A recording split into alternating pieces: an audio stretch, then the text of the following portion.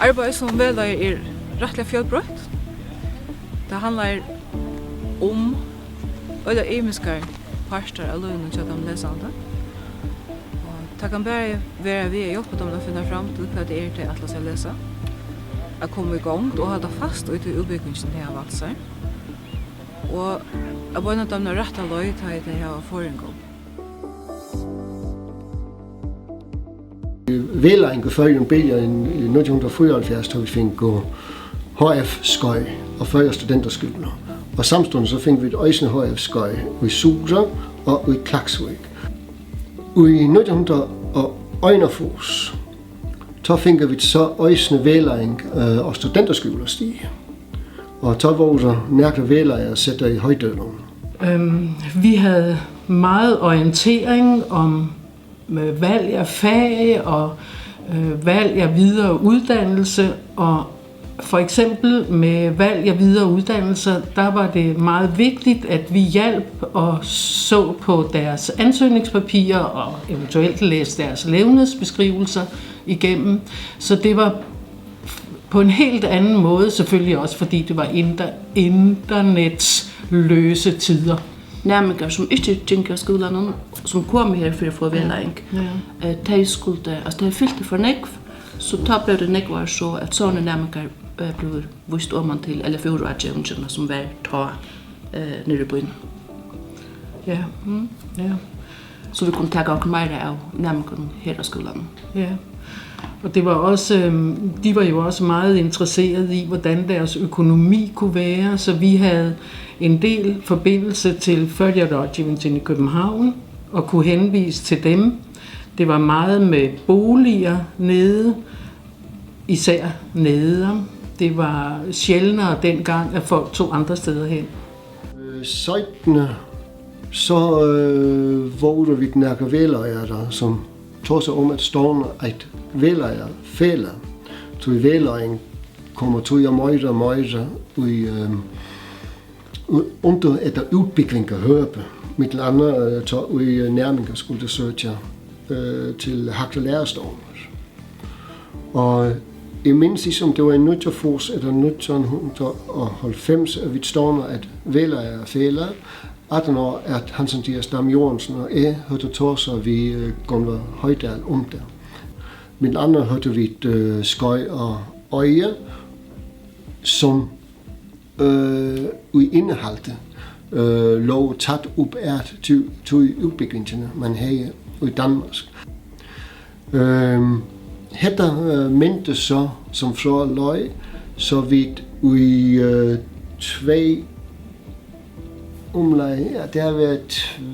2000 for under at gøre et 6 veker vegleiðar, en 6 veker vegleiðar udbygging. Så hørte vi et øjne finde samstøj vi vegleiðingene eller vegleiðararnar i folkeskolerne. Og i tog udbygging, som vi støller 4 først i 00, tager vores folkeskolelærer, som ligger som vegleiðar, øjne vi inde i tog så med udbyggingene. Hvis man stort skal se en kommuner mellem 90 og indtil 2012 eller 8 eller sånt, så det store måneder, og det som fyller mer i okkar arbeid der i mån til fyrr, det vi tar så nekv imisk slag av nærmengen, som krever hver slutt. Vi tar en nekv nærmengen som kommer med en bakgrunn, som altså det troplere enn vi ofte så, vi så ikke så ofte til fyrr. Nærmengen som svalere troplere. Og så kan man spørre hva det en årsak vel at vi får en større prosentpart av den unge innen okkar skole, omboende imiske flere bølger i samfunnet.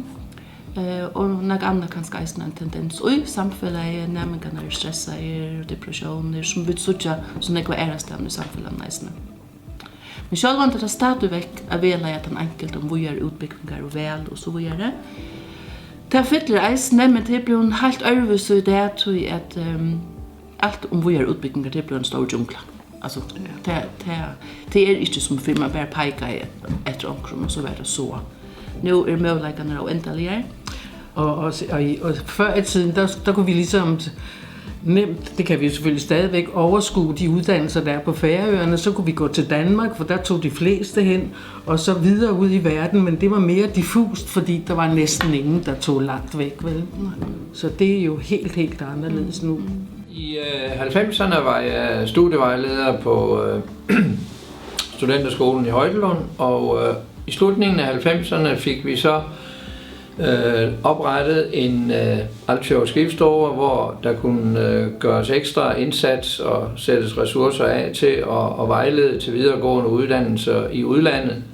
Det startede omkring 2001, og det har så vist sig at være en god idé, fordi der er mange, der er blevet inspireret af de for eksempel marklæsudvikling-arrangementer, som vi har holdt.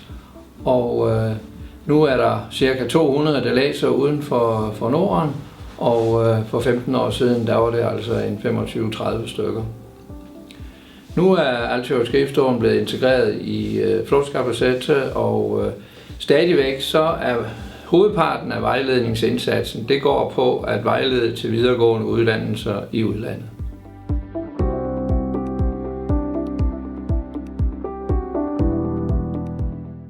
At folk får utbygging, tror jeg kan virkelig være vidt til at mennene Vegleiðing i Føroyum.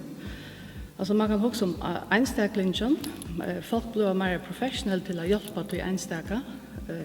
Gjørdur utbyggingarskipene og til at finde arbejde og andet. Og så må man også huske om stående her som Vegleiðar virker. At og jo ved at man får utbygge folk nu inden og det er øke. Folk som bare har teoretiska vitan og praktiska rønter, så kan man eisne menna Vegleiðingen av stånden til Vegleiðing er jo en stålsfunksjon under utbyggingen. Så man kan si at det er til gang, eller til fremme for bare einstaklingen for stående eller skolene og i arbeidsmarknadsregi. Og så kan man eisne huske at synergieffekten verer at at man får utbygge folk, at det for at ha en avvirkan av samfunnet som helhet.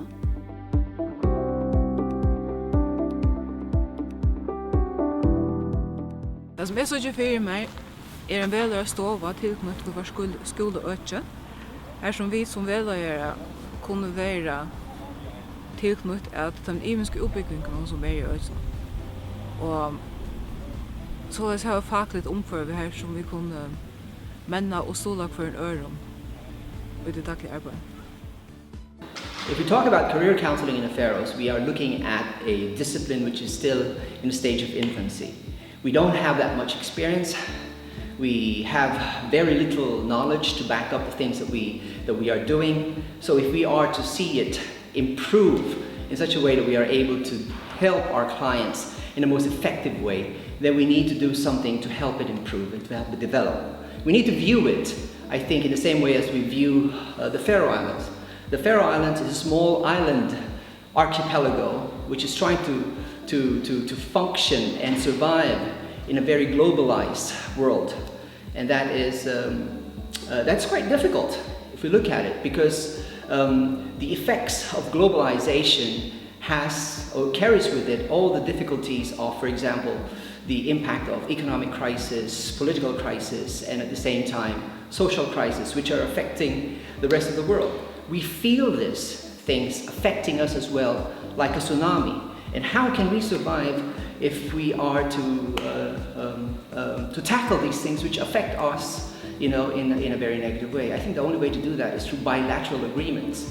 Bilateral agreements come in the form of having mutual treaties with other countries and other associations which could benefit us in such a way that we will be sheltered from all the difficulties of globalization.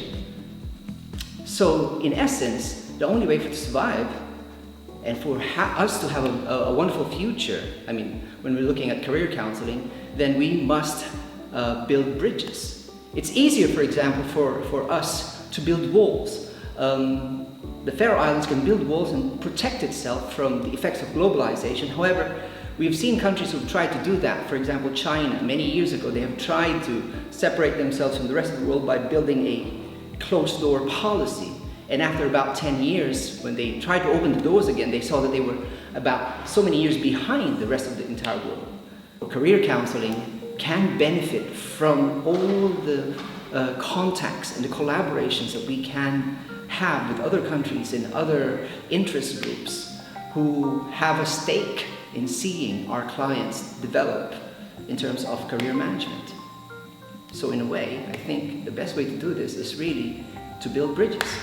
No man is an island. When we look at it, it's not really what we know that matters, it is more who we know.